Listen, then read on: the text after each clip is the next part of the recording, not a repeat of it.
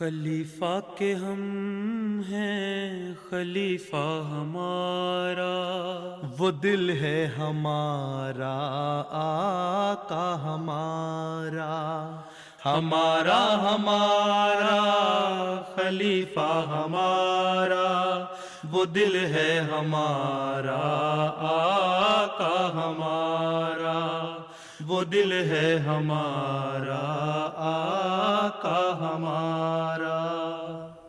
Assalamu alaikum et bienvenue à l'émission cette semaine avec le calife. Aujourd'hui, nous sommes honorés de vous emmener une fois de plus au Moyen-Orient où s'est tenue la première des deux rencontres de la semaine dernière. Cette fois, c'était au tour de la Cisjordanie de profiter d'une rencontre virtuelle avec sa sainteté le calife, qu'Allah soit son soutien. Sa sainteté le calife, qu'Allah soit son soutien, a tenu une rencontre virtuelle avec les musulmans ahmadis de la Cisjordanie samedi dernier. La rencontre a commencé par la récitation du Saint-Coran suivie d'une présentation vidéo et d'un poème. Ensuite s'est tenue une session de questions et de réponses sur divers sujets. Le premier intervenant a demandé s'il était acceptable pour un Ahmadi de cacher sa foi à ses parents non Ahmadis en raison du risque d'opposition. بات یہ ہے کہ اگر خوف ہے اور مقابلہ نہیں کر سکتا، خاص طور پہ عورتیں مقابلہ نہیں کر سکتی، تو دل میں ان کے ایمان ہے تو اس کو رکھیں اور نہ ظاہر کریں، لیکن اس میں کوئی حرج نہیں ہے۔ لیکن اگر مقابلہ کرنے کی ہمت ہے، جرأت ہے، مرد ہے، تو پھر ظاہر کرنا چاہیے۔ اب صحابہ کی جو تاریخ ملتی ہے ہمیں، اس میں یہی ہے کہ بعض صحابہ شروع میں جو ایمان لائے، انہوں نے ان کو کہیں کسی دوسرے بڑے رئیس کی اور سردار کی پناہ مل گئی تو ان پہ ظلم نہیں ہوتے تھے۔ انہوں نے کہا اب ہم آپ کا پناہ واپس کرتے ہیں، اور ہم اسی طرح ان ظلموں کو برداشت کرنا چاہتے ہیں جس طرح ہمارے باقی بھائی برداشت کر رہے ہیں۔ لیکن ساتھ ہی یہ بھی تاریخ سے ثابت ہے کہ حضرت صلی اللہ علیہ وسلم نے بعض لوگوں کو کہا کہ ٹھیک ہے، اگر تم لوگ مقابلہ نہیں کر سکتے، اپنے ایمان کو چھپا کے رکھو اور دل میں رکھو، نہ ظاہر کرو۔ حکمت کا تقاضا بھی یہی ہے۔ بہت سارے مسلمان تھے جو حضرت صلی اللہ علیہ وسلم کی ہجرت کے بعد بھی مکے میں رہے اور وہ ایمان لے آئے ہوئے تھے، اور انہوں نے ایمان چھپایا ہوا تھا۔ بعض ایسے واقعات ملتے ہیں کہ بعض جو کفار کے لشکر آتے تھے، جنگوں کے لیے آئے، ان میں وہ شامل ہو کے آ گئے، اور جب آ گئے دو آدمیوں کو ذکر ملتا ہے پچھلے جو میں نے خطبات صحابہ کا ذکر کر رہا ہوں اس میں بھی ذکر کیا تھا کہ ایک جنگ میں اسی طرح لشکر آیا، اس کے ساتھ دو اشخاص جنہوں نے اپنا ایمان چھپایا ہوا تھا وہ شامل ہو کے آ گئے، اور جب وہ قریب پہنچ گئے اسلامی لشکر کے تو ان سے کفار کے لشکر کو چھوڑ کے اسلامی لشکر میں آ کے شامل ہو گئے اور بتایا کہ ہم بہانہ بنایا تھا ہم نے نکلنے کا، اس طرح ہم ان کے ساتھ شامل ہو کے آ گئے ہیں۔ تو انہوں نے اتنا عرصہ اپنا ایمان چھپا کے رکھا۔ حضرت صلی اللہ علیہ وسلم نے ان کو یہ نہیں کہا کہ کیوں چھپا کے رکھا، بلکہ ان کو پناہ دی اور مسلمانوں میں شامل کر لیا۔ تو یہ تاریخ میں ملتے ہیں واقعات، جو میں آج کل صحابہ کے واقعات بیان کر رہا ہوں اس میں بھی اس کا ذکر ہو چکا ہے۔ چند مہینے پہلے ہی میں نے ایک خطبے میں اس کا ذکر کیا تھا۔ تو اس میں کوئی حرج نہیں، اور خاص طور پہ عورتیں جو ہیں وہ اگر سمجھتی ہیں کہ ان کا ایمان ظاہر ہونے سے ان کے پاس تنگیاں وارد ہوں گی اور وہ برداشت نہیں کر سکیں گی تو ان کو چھپا کے رکھنا چاہیے، کوئی حرج نہیں ہے اس میں، لیکن جب موقع ملے پھر اس کا اظہار بھی ہو جانا چاہیے۔ Un membre a demandé s'il était permis aux musulmans ahmadis de rejoindre un parti politique ou des groupes de résistance ou des groupes œuvrant en faveur de la liberté et qui échappent au contrôle de l'État.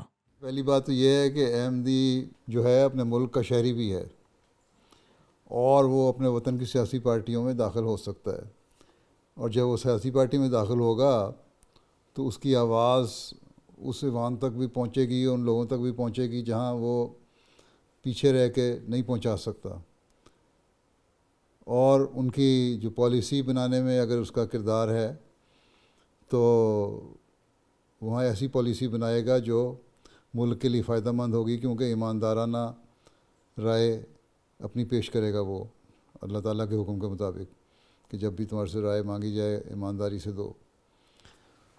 تو اس میں کوئی حرج نہیں ہے کہ سیاسی پارٹیوں میں شامل ہوا جائے. دنیا میں کئی جگہ شامل ہوتے ہیں. جب ہندوستان اور پاکستان سب کانٹیننٹ اکٹھا تھا اس وقت بھی نمائندے ہمارے سیاسی پارٹی میں شامل ہو کے نمائندے پارلیمنٹ کے بنتے تھے. پھر پاکستان میں جب تک احمدیوں کو غیر مسلم قرار نہیں دیا گیا، پاکستان میں احمدی نمائندے مرکزی پارلیمنٹ میں بھی اور صوبائی پارلیمنٹ میں بھی بنتے رہے. پھر یہاں دنیا کے اور بہت سارے ملک ہیں. افریقہ میں ہمارے بڑی تعداد ہے اور وہاں سے پڑھے لکھے لوگ بھی ہیں، سیاستدان بھی ہیں، شامل ہیں جماعت میں، اور وہ پارلیمنٹ کے ممبر بنتے ہیں، منسٹر وغیرہ بھی بنتے ہیں. اس لحاظ سے وہ اپنا ملک کی بہتری کے لیے جو کردار ہے اس کو ادا کرنے کی کوشش کرتے ہیں. اسی طرح یورپ وغیرہ میں بھی جہاں جہاں موقع ملتا ہے شامل ہو جاتے ہیں. اس لیے کوئی حرج نہیں ہے کہ ملک کی سیاسی پارٹی میں شامل ہوا جائے. نہ ہونے کی کوئی وجہ نہیں ہے. جب ہم ایک شہری ہیں اس ملک کے، تو اس ملک کا جو بھی نظام حکومت ہے اس میں ہمارا کردار ہونا چاہیے، اور بہتر کردار ہونا چاہیے، تاکہ ان کو پتہ لگے کہ ایماندارانہ طریقے پر ہم کس طرح ملک کی اور قوم کی بہتر رنگ میں خدمت کر سکتے ہیں. اور احمدی بھی بحیثیت وطن کے شہری ہونے کے ملک کے وفادار ہیں اور اس کی بہتری کے لیے ہر قسم کی مدد کرنے کی کوشش کرتے ہیں. باقی رہ گیا مزاحمتی تحریکیں. ایک تو یہ یاد رکھنا چاہیے کہ کوئی بھی ایسی تحریک جہاں توڑ پھوڑ، فتنہ اور فساد ہو، اس سے بچے. اگر ایک حکومت قائم ہے اور حکومت کی طرف سے کوئی پروٹیسٹ ہوتا ہے تو اس میں ضرور احمدی کو شامل ہونا چاہیے، کیونکہ وہ ایک حکومتی حکمت عملی ہے اور حکومتی پالیسی ہے، اس کے مطابق وہ کام کر رہے ہیں. اس میں جنگ بھی شامل ہوتی ہے، اس میں حکومت کی فوج میں یا پولیس میں شامل ہو کے اگر لڑائی کرنی پڑے تو لڑائی کرنا بھی چاہیے. جس طرح بہت سارے ملکوں میں احمدی فوج میں شامل ہیں اور اپنا کردار ادا کرتے ہیں، فوجی ہونے کی حیثیت سے ملک کی طرف سے لڑائی کرتے ہیں. لیکن ایسی تحریکیں جو حکومت کی بیک اپ نہیں، جن کو حکومت کی پالیسی جو ہے ان کی پالیسی کے خلاف ہے، اور وہ تحریکیں صرف آزادی کے نام پہ اپنے مقاصد حاصل کرنا چاہتی ہیں، ایسی تحریکوں سے احمدیوں کو بچنا چاہیے، ایسی جماعتوں سے بچنا چاہیے. ہاں، اگر حکومت کہے کہ ہاں اب قربانی کا وقت ہے ملک اور قوم کے لیے، اور فوج میں شامل ہو اور حکومتی پالیسی کا ساتھ دو، تو وہاں احمدی کو ضرور شامل ہونا چاہیے. لیکن ہر پارٹی میں شامل ہونے سے تو فتنہ اور فساد پیدا ہوگا اور فتنہ و فساد بڑھے گا. اس لیے یہ تو جائزہ لینا ہوگا کہ جس پارٹی میں آپ شامل ہو رہے ہیں، جس گروپ میں شامل ہو رہے ہیں، اس کا حکومت کی نظر میں کیا کردار ہے. اگر بعض دفعہ ایسی بھی تنظیمیں ہیں جن کو حکومت کی پشت پناہی ہوتی ہے یا حکومت کی اشیر بات ہوتی ہے، حکومت ان کو سپورٹ کر رہی ہوتی ہے، تو اس لحاظ سے تو ان میں شامل ہوا جا سکتا ہے. لیکن وہاں بھی یہ دیکھنے والی بات ہے کہ کس حد تک اس سے فتنہ پیدا ہو رہا ہے. اور اگر چوائس ہے کہ فتنہ سے بچا جائے تو پھر یہی ہے کہ احمدی کو تو فتنے سے بچنے کی کوشش کرنی چاہیے، اور نہیں بھی چوائس تب بھی کسی طرح حکمت سے اپنے آپ کو ہر قسم کے فتنے سے بچانے کی کوشش کرنی چاہیے. ٹھیک ہے. Une participante a demandé comment une personne peut savoir si elle a progressé d'un niveau spirituel à un autre. بات یہ ہے کہ ایک مومن کا کام یہ ہے کہ مسلسل کوشش میں لگا رہے اور یہ نہ دیکھے کہ اس کا یہ درجہ کیا ہوا ہے اور اگلا درجہ کیا ہے.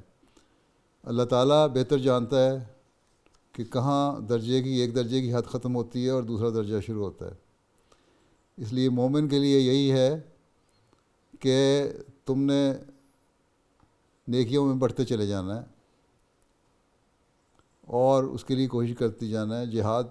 مسلسل جہاد کرنا ہے اپنے نفس کو پاک کرنے کا. جب انسان دیکھتا ہے کہ میرے اندر کوئی پاک تبدیلی پیدا ہو رہی ہے، میرا خدا تعالیٰ سے تعلق قائم ہو رہا ہے، تو وہ یہ نہیں سوچتا کہ میں اس سے کوئی اگلا درجہ حاصل کروں، میں ولایت کا اور کہ اعلیٰ مقام پر پہنچنے کی کوشش کروں. وہ یہ ہوتا ہے کہ میں کس طرح اللہ تعالیٰ کی رضا حاصل کرنے کی کوشش کروں، کہ اللہ تعالیٰ نے جو مجھے اب پکڑا ہے یا میں نے اللہ تعالیٰ کا دامن پکڑا ہے وہ کبھی میں چھوڑ نہ سکوں. اس لیے یہ کہنا کہ یہ روحانی درجہ مجھے مل گیا، جہاں انسان کو یہ خیال آ جائے کہ میں ایک روحانی درجے پہ پہنچ گیا ہوں، وہاں تکبر پیدا ہونا شروع ہو جاتا ہے انسان کے ذہن میں. اور تکبر جو ہے بہت بری چیز ہے. تکبر ہی ہے جس نے ابلیس کو اطاعت سے روکا تھا، بات ماننے سے روکا تھا. اس لیے انسان کو ہمیشہ یہ کوشش کرنی چاہیے کہ میرا مقصد کام صرف یہ ہے کہ میں نے اللہ تعالیٰ کی رضا حاصل کرنے کے لیے اس کے احکامات پر عمل کرنا ہے، اور اس کے بے شمار احکامات ہیں. ایک درجے کا آپ کس طرح پتہ لگ سکتے ہیں؟ پہلے قرآن کریم سے تلاش کریں. قرآن کریم کے 700 حکم ہیں، یا کہیں ایک جگہ بعض جگہ 1200 بھی حضرت مسیح علیہ السلام نے فرمایا ہے. تو کیا آپ نے ان 700 یا 1200 حکموں پہ عمل کر لیا؟ کیا ان کی تلاش کر لی ہے؟ جب ان حکموں کی تلاش کر لی ہے اور ان پہ عمل کر لیا تو پھر اگلی آپ بات کریں کہ ہاں اب میں کوئی اور درجہ دیکھوں گا. پھر اللہ تعالیٰ خود وہ درجہ عطا فرماتا ہے. انسان کی کوششوں سے عطا نہیں ہوتا. اس لیے انسان کا کام، ایک مومن کا کام یہ ہے کہ عاجزی کے ساتھ، انکساری کے ساتھ مسلسل کوشش کرتا رہے کہ میں اللہ تعالیٰ کا پیار حاصل کروں، اللہ تعالیٰ کی رضا حاصل کروں، اور اس کے حکموں پر عمل کرنے کی کوشش کروں، اور اس کے لیے جو بھی میری کوشش ہے میں کرتا چلا جاؤں. یہی چیز ہے. یہ اگر انسان کے دل میں رہے گی تو روحانیت کی جو ترقی ہے وہ ہوتی چلی جائے گی.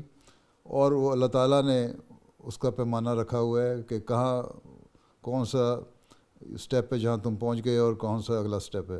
انسان خود جج نہیں کر سکتا کہ میں کون سی روحانی مقام پہ پہنچ گیا ہوں. ایک متقی کا کام یہ ہے کہ تقویٰ پہ چلتے ہوئے اللہ تعالیٰ کے حکموں کی تعمیل کرنے کی کوشش کرے، اور اللہ تعالیٰ کا پیار اور اس کی رضا حاصل کرنے کی کوشش کرے.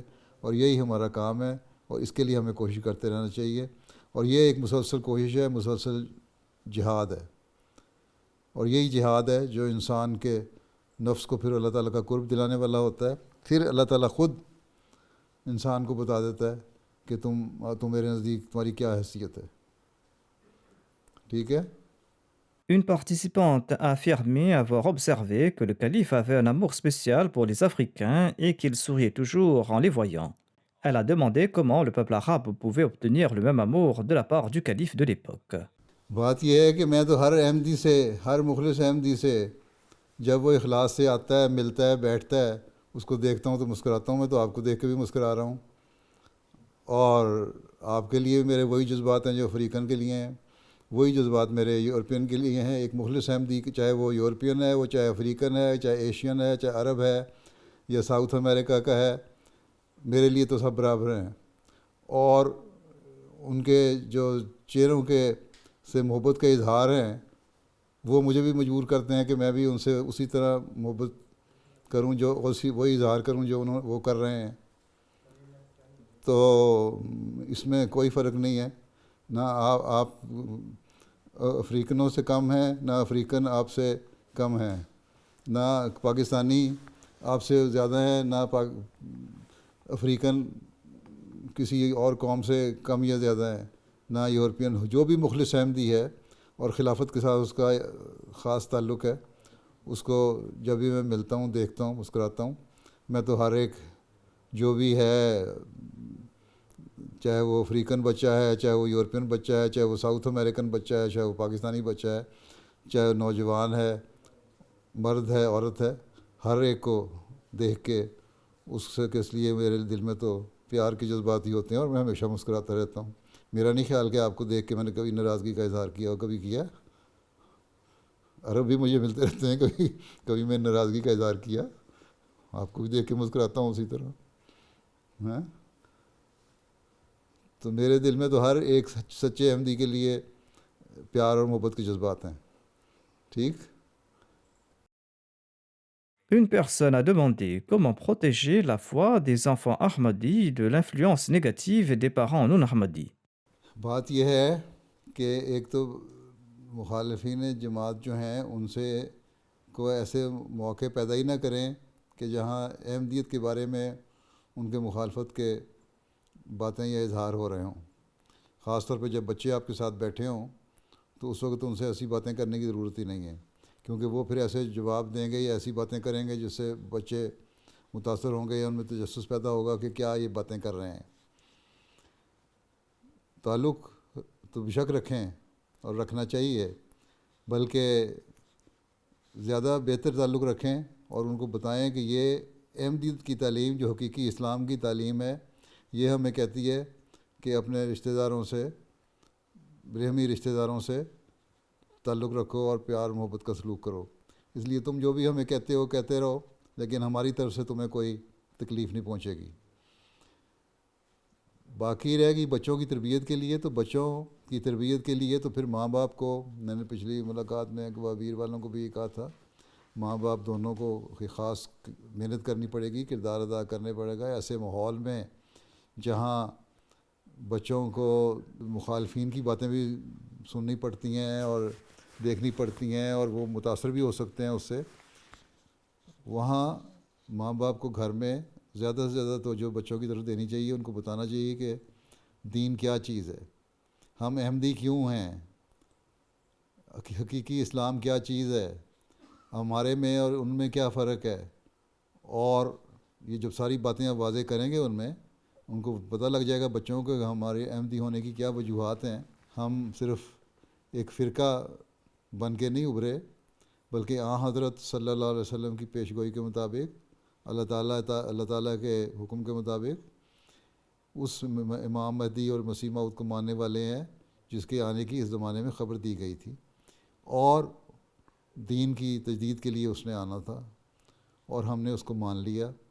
اور یہ دیکھو جماعت احمدیہ یہ کام کر رہی ہے جو باقی دنیا کے جو فرقے اور جماعتیں وہ نہیں کر رہی۔ دوسری یہ ایک بڑی ہے کہ جماعت احمدیہ ایک ایسی جماعت ہے جو تمام دنیا میں جس کی نمائندگی موجود ہے، اور یہ کوشش کر رہی ہے کہ تمام دنیا کو ایک ہاتھ پہ اکٹھا کرے، اور خاص طور پر مسلم امہ کو۔ اسی لیے حضرت مسیح علیہ السلام کو اللہ تعالیٰ نے یہ حکم بھی دیا تھا کہ تمام مسلمانوں کو جرو زمین پر ہیں ایک ہاتھ پہ جمع کرو، اللہ دین واحد۔ تو یہ ہمارا یہ کام ہے، تو ہم یہ کام کر رہے ہیں، اور تم لوگوں کو بھی احمدیت کے بارے میں صحیح تعلیم حاصل کرنی چاہیے اور سمجھنا چاہیے، تاکہ تم لوگ بھی پھر اس مشن کو آگے چلاؤ اور پھیلاؤ اور اسلام اور احمدیت کی صحیح خدمت کر سکو۔ تو یہ تربیت کے لیے بچوں کو وقت زائد دینا پڑے گا، لیکن کوشش یہ بھی کرنی چاہیے کہ خاص طور پہ جب یہ غیر احمدی رشتہ دار آئیں جو مخالفین بھی ہیں، ان کے سامنے کوئی ایسی باتیں نہ ہوں جس سے پھر مذہبی بحث شروع ہو جائے جو بچوں پہ برا اثر ڈال سکے۔ ہاں، اگر مذہبی بحث کرنی ہے، دین کی باتیں کرنی ہے، تو علیحدگی میں ان سے کریں، بیشک بچوں کے سامنے نہ کریں، جب تک کہ بچے اس حد تک تربیت یافتہ نہ ہو جائیں کہ ان کو پتہ ہو کہ ان کا دین کیا چیز ہے، ان میں اور دوسرے مسلمانوں میں کیا فرق ہے اور کیوں ہے وہ احمدی ہیں۔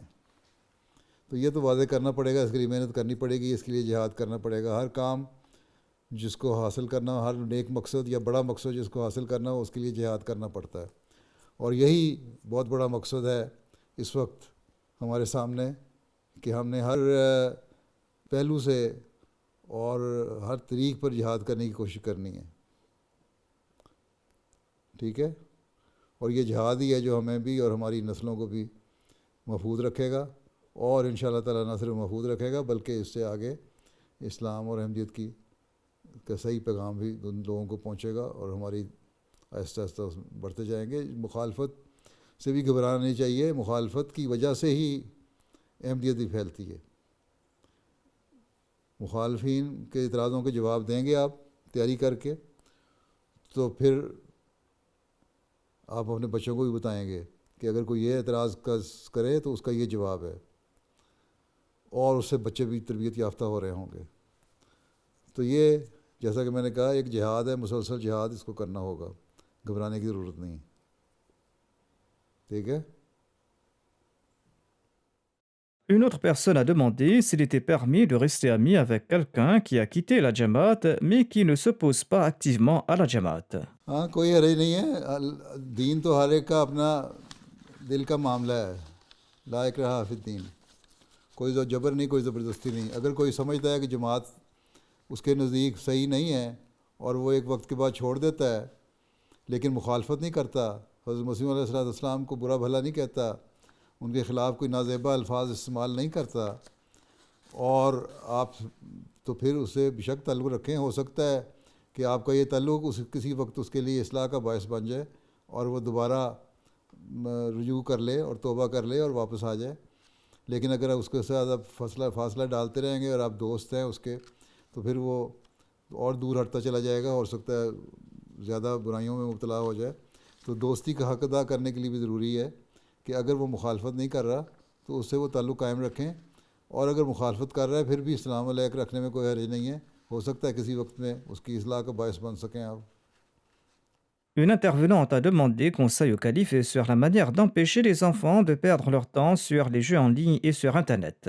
بات یہ ہے کہ اب تو جو سائنسدان اور ڈاکٹر ہیں یہ بھی کہتے ہیں کہ بچوں کی نظریں خراب ہوتی ہیں، ان کی سوچوں پہ اثر پڑتا ہے، اس لیے بچوں کو انٹرنیٹ اور گیموں پہ اور ٹی وی پہ 1 گھنٹے سے زیادہ 24 گھنٹے میں نہیں بیٹھنے دینا چاہیے۔ لیکن آج کل کیونکہ اسکول بند ہو جاتے ہیں کرونا کی وجہ سے، پڑھائیاں بھی بند ہیں، تو انٹرنیٹ پہ بھی آن لائن پڑھائیاں زیادہ ہو رہی ہیں۔ لیکن بہرحال پھر بھی اس قسم کی جو گیمیں ہیں نا جو وقت ضائع کرنے والی ہیں، اور پھر وقت ضائع کرنے والی نہیں بلکہ پیسہ ضائع کرنے والی بھی ہیں، اس پہ آپ پیسے دے کے تو گیم کو خریدتے ہیں اور پھر گیم کی کا جیسا نشے کا عادی انسان ہو جاتا ہے، اس طرح گیموں کا بھی عادت پڑ جاتی ہے ان کو کھیلنے کی، اس کے بغیر ان کا گزارا ہی نہیں ہوتا۔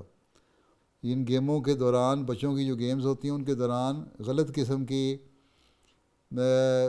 جنسی بے راہ روی کی باتیں بھی بیچ میں اشتہار کے طور پہ ڈال دیتے ہیں، اور وہ جب اشتہار سامنے آتے ہیں گیم کھیلتے کھیلتے تو بچپن سے ہی بچوں کے دماغ جو ہیں وہ زہر آلود ہو رہے ہوتے ہیں ان گندی باتوں سے، اور بڑے ہو کے پھر وہ ایک اور نہج پہ چل پڑتے ہیں۔ اس لیے ایک تو یہ ہے کہ ماں باپ کو یہ توجہ رکھنی چاہیے کہ بچے جو بھی گیم کھیل رہے ہیں یا پروگرام جو بھی دیکھ رہے ہیں انٹرنیٹ پہ یا ٹی وی پہ وہ کون سا ہے، اور اس کی نگرانی رکھیں، اور پھر یہ نگرانی رکھیں کہ ایک خاص وقت معین ہے، اس وقت معین کے علاوہ تم نے نہیں دیکھنا۔ ان کو بتائیں، ان کو سمجھائیں کہ تمہاری نظر خراب ہو جائے گی، تمہاری سوچوں پہ فرق پڑے گا، اس لیے بہتر ہے کہ تم کتابیں پڑھو اس کی جگہ، جو برین کی ڈیولپمنٹ کے لیے زیادہ بہتر ہے۔ اور اس کے علاوہ ان کے لیے متبادل پروگرام بنائیں، ان سے بیٹھیں، ان سے ڈسکشن کریں، ان سے باتیں کریں، ان کو اچھے پروگرام، دوسرے ایسے پروگرام اگر بہت ہی زیادہ زور دیتے ہیں تو پھر انٹرنیٹ پہ یا ٹی وی پہ ان کو ایسے پروگرام دکھانے کی کوشش کریں جس سے ان کی علمی قابلیت بھی بڑھے اور روحانی لحاظ سے وہ بہتر ہوں، اور عقل کا جو معیار ہے وہ بھی بلند ہو۔ تو یہ چیزیں تو کرنی پڑیں گی، اس لیے لیکن بہرحال یہ بہت ضروری ہے کہ ماں باپ نظر رکھیں کہ بچے کیا دیکھ رہے ہیں۔ اگر ماں باپ پڑھے لکھے نہیں ہیں اور بچے پڑھ رہے ہیں اور وہ اپنی گیموں میں بیٹھ کے اپنے آپ کو انوالو کر رہے ہیں اور ماں باپ کوئی پرواہ نہیں کر رہے ہیں، ان کو اپنے مسائل کی فکر ہے، تو اس طرح آپ اپنی اولاد کو ضائع کر دیں گے۔ اس لیے اس طرف بہت احتیاط کی ضرورت ہے اور اس کے لیے بہت کوشش اور محنت کی ضرورت ہے، لیکن یہ بہرحال نگرانی کرنی پڑے گی، تھوڑی سی سختی بھی بعض دفعہ کرنی پڑتی ہے بچوں پہ اس لحاظ سے، تو لیکن مار دھاڑ سے نہیں، پیار سے سمجھائیں اور ان کو بتائیں کہ یہ تمہارا معین وقت ہے اور یہ پروگرام ہے، اور بعض ایسے پروگرام جس پہ خطرہ ہو کہ بےہودہ قسم کے اشتہار بھی آ سکتے ہیں ان کو ویسے ہی بلاک کر دینا چاہیے، وہ آپ کے انٹرنیٹ پہ آئیں نہ۔ لیکن گیموں کے لیے بھی ایک معین وقت ہونا چاہیے۔ ہاں صحت کے لیے باہر جا کے ان سے کہیں تم فٹ بال کھیلو، کرکٹ کھیلو، اور کوئی گیم ہیں وہ کھیلو باہر، لیکن ٹی وی پہ بیٹھ کے اپنے ذہن کو خراب نہ کرو، اس کے 1 گھنٹے سے زیادہ تمہیں دیکھنے کی اجازت نہیں ہے۔ زیادہ سختی بھی نہیں کر سکتے کیونکہ آج کل کے معاشرے میں سختی کریں تب بھی بچے بگڑ جاتے ہیں، لیکن پھر بھی ایک پیار سے سمجھانا اور خود ذاتی تعلق بچوں سے پیدا کرنا کہ بچے آپ کو دوست سمجھیں ماں باپ کو اپنا، اس سے تربیت کے بہتر ذرائع پیدا ہو سکتے ہیں۔ ٹھیک ہے؟ محنت کرنی پڑے گی ماں باپ کو. اصل چیز ماں باپ کی محنت ہے. بچے پیدا کیے ہیں تو اب اس پہ محنت کر کے ان کو سنبھالنا بھی ہے. La rencontre s'est terminée par une prière silencieuse. Le jour suivant s'est tenue une rencontre virtuelle avec les représentants du Bureau national de la Majlis Ansarullah du Royaume-Uni. La rencontre a commencé par une prière et par la suite, chaque représentant a pu présenter son département et demander conseil auprès du calife. Une fois de plus, Sa Sainteté le Calife a souligné l'importance d'empêcher les enfants de perdre leur temps sur les jeux en ligne en cette période de confinement. انصار کے بھی بچے ہیں جن کے کئی بچے ہیں، ان کے جو انصار میں جا چکے ہیں ان کے بھی چھوٹے بچے ہیں ایسے جو ان کو توجہ کوئی نہیں کرتے، انٹرنیٹ پہ بیٹھے رہتے ہیں آج کل. اور جب اسکولوں میں چھٹیاں ہوتی ہیں تو خاص طور پہ، اور پھر انٹرنیٹ پہ جا کے تو غلط قسم کے پروگرام دیکھنے کی طرف رجحان زیادہ بڑھتا چلا جا رہا ہے. اس کے لیے پروگرام بنایا کوئی آپ لوگوں نے؟ خدا احمدیہ تو بناتی ہے، آپ انصار کو ہی بنانا چاہیے. جی انشاءاللہ حضور بنائیں گے مزید. ان حالات کے مطابق اپنا پروگرام بنانا چاہیے اور اس کو فوری امپلیمنٹیشن ہونی چاہیے. جی انشاءاللہ. ٹھیک ہے. Plus tard, lors de la rencontre, Sa Sainteté le Calife a indiqué au Qaïd Talim al-Quran que tous les Ansars doivent avoir l'opportunité d'apprendre à lire le Saint-Coran. ایک کانفیڈینشیل رپورٹ لینا، اپنی ہر ایک سے کہہ دیں کہ تمہارا نام ڈسکلوز نہیں کیا جائے گا، تو تم اپنے بارے میں اگر کرنا نہیں آتا تو بتا دو، تمہیں قرآن کریم پڑھنے کی کلاس سکھائی جائے اگر کسی کوئی شرماتا ہے. ویسے تو قرآن کریم پڑھنے کے بارے میں شرمانا نہیں چاہیے. میں خود بعد میں بھی بعضوں کے مرحومین کے ذکر کرتا رہا ہوں، وہ بڑے ہو کے بھی سیکھتے رہے اور پڑھتے رہے. اسی طرح ربا میں بھی انصار اللہ کی کلاسیں لگ رہی ہیں جن کو قرآن کریم پڑھنا نہیں آتا تھا اور انہوں نے پڑھنا سیکھا. تو یہ تو ایسی بات نہیں ہے جس پہ شرمایا جائے، جھجکا جائے. لیکن اگر کسی میں جھجک ہے تو اس کو یہ بتا دیں کہ تمہارا نام نہیں بتائیں گے، تم نے پڑھنا ہے تو تمہارے لیے پڑھنے کا انتظام کر دیتے ہیں قرآن کریم. À la fin, le Sadr a fait une présentation sur le Masrour Institute du Burkina Faso. حضور اقدس سید اللہ تعالیٰ بن نصر العزیز نے ازراہ شفقت 2016 میں مجلس انصار اللہ یو کے کو مسرور آئی انسٹیٹیوٹ بنانے اور چلانے کی ذمہ داری برکینا فاسو میں عطا فرمائی تھی. 2017 میں حضور اقدس نے ایک اینٹ پہ دعا کر کے خاکسار کو دی، جو کہ خاکسار کو سعادت نصیب ہوئی برکینا فاسو جا کے اس کی بنیاد رکھنے کی. عمارت کی تعمیر کا کام 2017 میں شروع ہو گیا.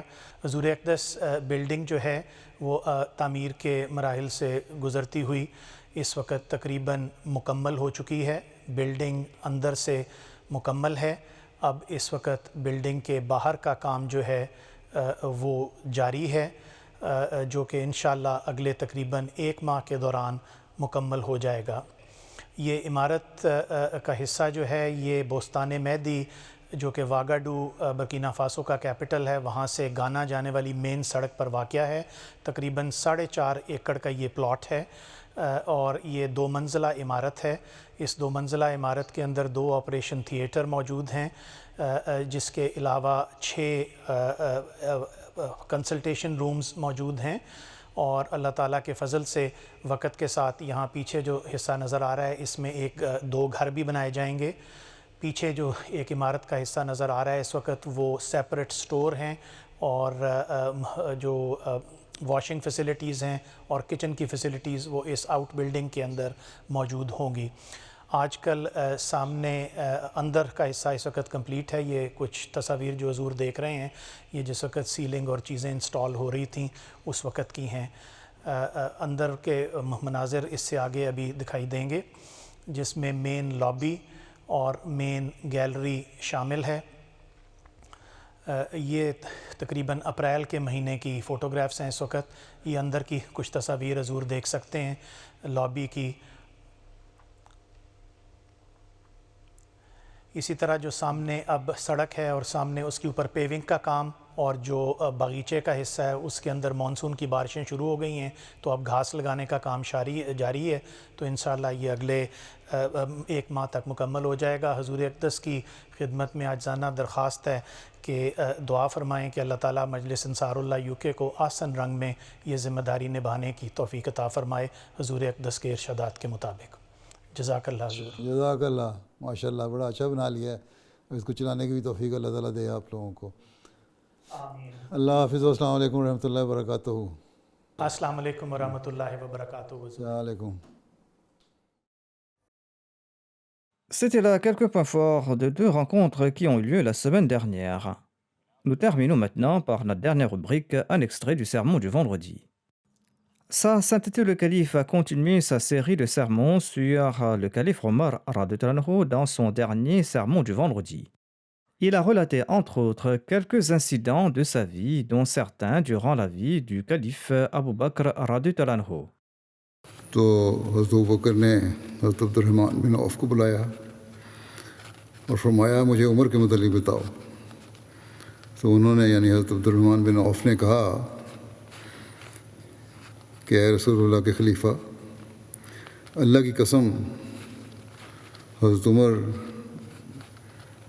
آپ کی جو رائے ہے اس سے بھی افضل ہیں، سوائے اس کے کہ ان کی طبیعت میں سختی ہے.